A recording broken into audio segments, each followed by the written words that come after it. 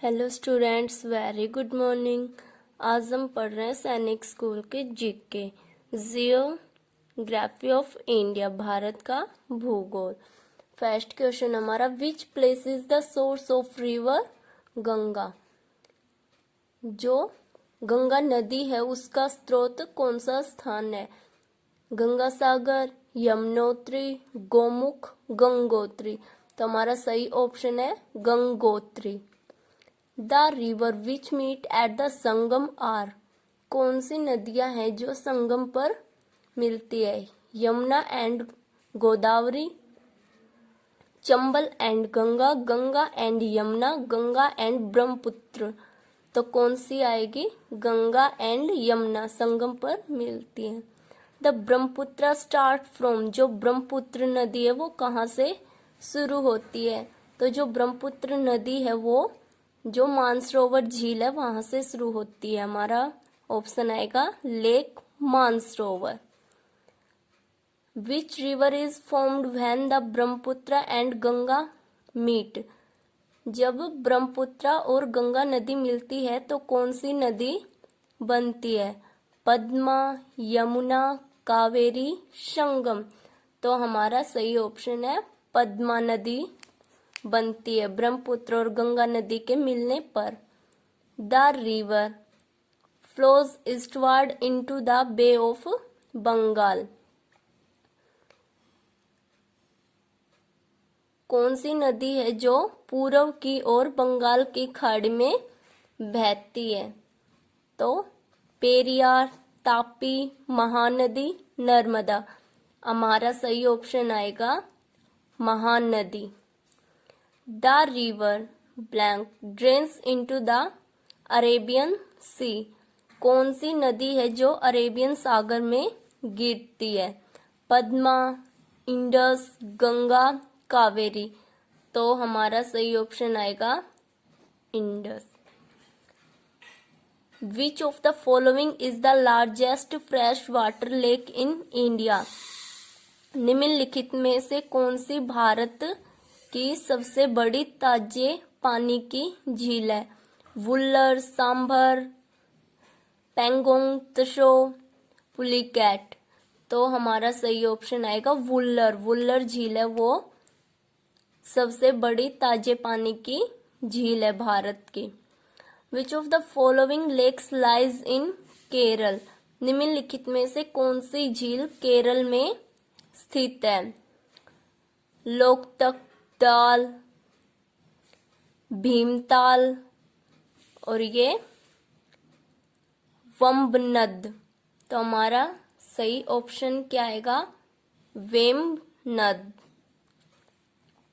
Which of the following lakes is a brackish or salt water lake. निम्नलिखित में से कौन सी झील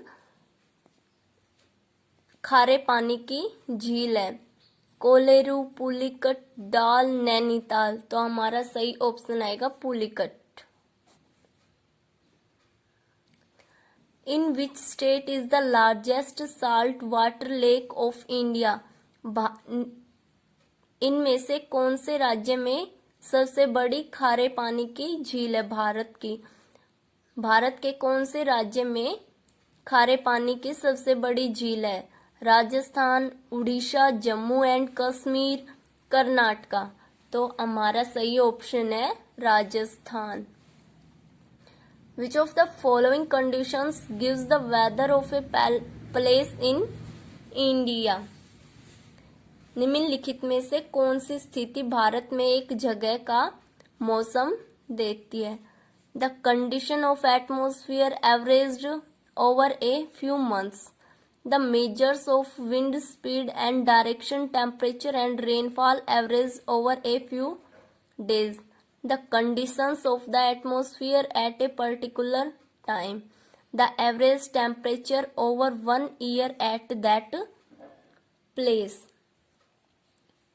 तो हमारा सही ऑप्शन आएगा the conditions of the atmosphere at a particular time.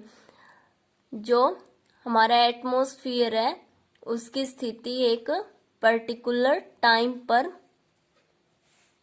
हो।